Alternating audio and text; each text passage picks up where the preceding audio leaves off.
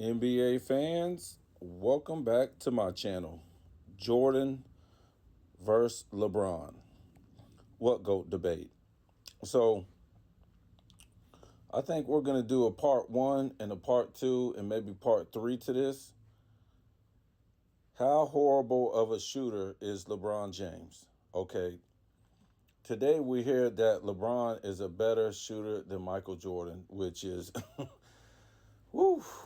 I don't even know why people say that, but we did a video where we debunked that LeBron was a better three-point shooter than Michael Jordan. Now, you might want to go check that one out. We debunked that up and down the road. That doesn't make any sense. And like I said in the past, when you say LeBron was a better shooter, three-point shooter than Jordan, you're not saying too much because LeBron attempted 4 a game. And Jordan, he didn't even try until 1990, which he was the first time he attempted 2 a game. So to me, you would have to at least attempt 2 a game just to try. So we're gonna get into this because a lot of LeBron fans, they're saying that LeBron is a better shooter, which is mind blowing because here we go, we're comparing a guard that's shooting at least 50% of his shots outside the paint, where LeBron is shooting 70% of his shots in the paint. Woo! So I don't even know how he can be considered a shooter, a guy who does layups and dunks. So let's look at this right here. The first 13 seasons of LeBron's career, the first 13 seasons of Jordan's career, and we're going to go down the line. As you can see here, the first 7 years, LeBron, 41%, 47%, 48%, 47%, 48%, and 48%. Never 50% until year 7. What? How is that even possible? A guy who shoots 70% of his shots in the paint never shot 50% from the field? Goodness. So we go down to Jordan. First 7 years. 51%, 45%, 48%, 53%, 53%, 52%, 53%, and 51%. Or my fault, 53%. 1, 2, 3, 4, 5, 6, 7. Okay, in year 8, he shot 51%. But we're doing the first 7. So 5 out of 7 years, Jordan shot 50% or better. Let me give it to you again. His first 5 out of 7 years, he shot 50%. A guy who took at least 50 to 60% of his shots outside the paint. So when we go down to all the way down to the last year and we go down to average, Jordan with the Bulls for 13 seasons shot 50.5%. LeBron shoots 49.8 after 13 seasons. And a lot of people might say, well, what's the big deal? It takes him 14 years to get to 50%. 14 seasons. And you really can think that to when he went to go play with Bosch and he went to go play with Wade on these super teams. He was shooting less shots so he could get his averages up. And I'm going to tell you another thing that killed this guy's averages, his field goal percent, is this guy is shooting 4 or more threes a game, and he was a brick fest. He was a brick fest. So that's bringing his averages down. But you know, like I said, even when we go to year 14, a guy who shoots 70% of his shots in the paint, and I think he was like 80% field goal percentage in the paint in those 13 seasons. How could your averages come down to 49% and you're like 80% in the paint? That's horrible. That's horrible. He should have no less than about, let's be nice, 55% field goal percentage. Okay, in his career, his field goal percentage is 50.5. This is what Jordan had when he retired with the Bulls. So it took him in a whole career for him to have a higher field goal average than a guard. Jordan, it took Jordan to come back, retire 3 years,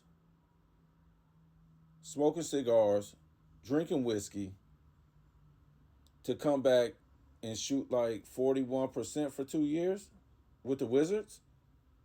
For Jordan's field goal percentage to go down to 49.7, which is still awesome for a guard. And the guy in his last 3 seasons with the Bulls, he was shooting mid range. So this is no comparison. Even if we go with career, 50.5 versus 49.7,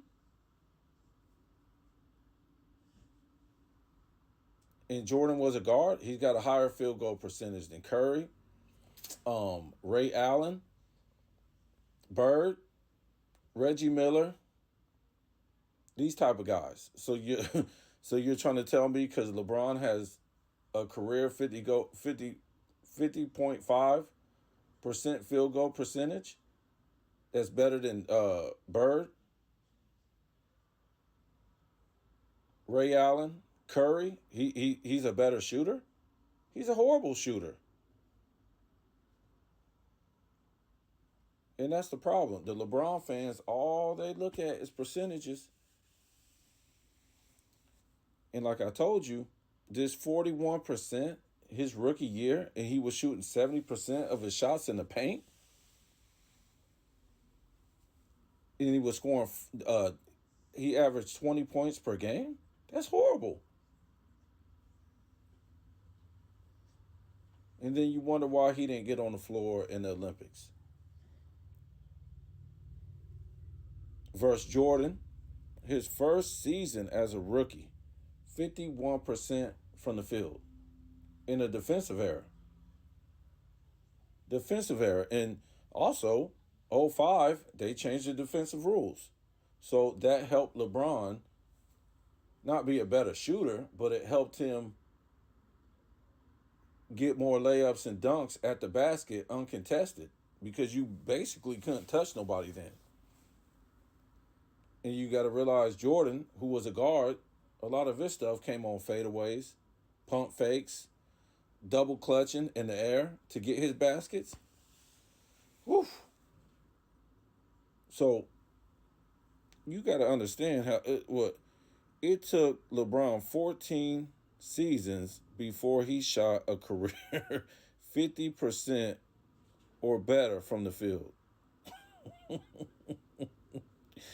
14 years.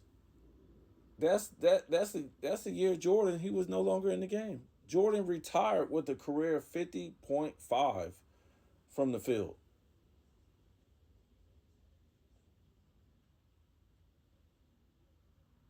Could you imagine somebody's field goal percentage going from low to high in the 80s, in the 90s, in the early 2000s? That doesn't happen. as you get older, your field goal percentage should go down. And that speaks on how weak the LeBron era is. If you watch his games today, soon as he comes down the lane, what happens? What happens? They just move out the way. I don't know if it's scripted. I don't know if the opponent just knows they're gonna call a foul. But I know in the early 2000s, guess what? They know he can't shoot free throws, so they're gonna put him on the line and make him earn those points. They're gonna put him on the line, and that's what they did in the early 2000s. That's why he had a problem with winning championships, losing with the number one seed, because those guys put him on the line. They was holding him accountable for his poor free throw shooting. We're just scratching our heads today. Why don't they do that? It's kind of like a hack a shack. You got to hold him accountable for shooting, which he sucks at free throw shooting. So, again, LeBron didn't hit 50% field goal percentage until his seventh season. What see? Let me see. That would be, if I'm not mistaken, I think that's the whew, would that be 2011? Let me see. 4, 5, 6, 7, 8, 9, 10. No. I think that's 2009 or 10. Either way, that's horrible. That's horrible. We just can't compare him as a shooter, one of the greatest shooters, or as a good shooter. He's a horrible shooter. He's a horrible shooter. And the thing is, they call this guy the greatest player in the shooter's era. Woof. Like I said, it just shows how bad the NBA really is when this guy can't shoot. And I want you guys to go back and see my video. LeBron is not a better shooter at the 3-point than Jordan. It's a real good video. It just shows when Jordan took at least 2 3-pointers, he was average, good to great. And LeBron, he's been doing, what, 4 to 6 to 8 attempts a game? And in that video, we show you that LeBron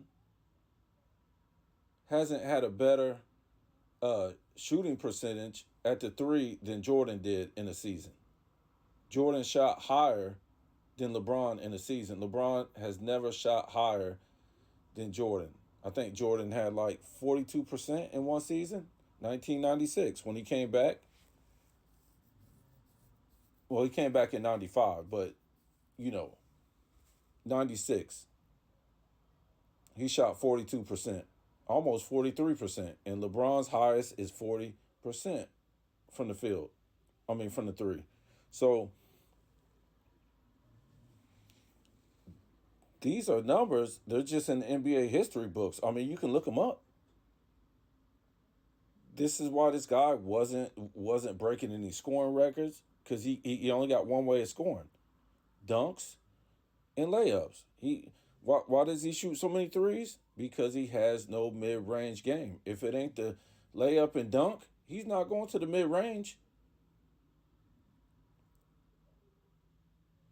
Because most of us know the mid-range is about touch. And if you can't shoot the free throw at least 80%, then you have no touch on the mid-range. You go to the 3, you're just like launching shots. You don't really have to have that much touch on a 3. So this is horrible for LeBron. And people won't talk about this. Like, share, comment. It's just horrible. I want to hear your comments. Woo, I think this will be part one. I think we're gonna do 3 parts. Tell me what you think.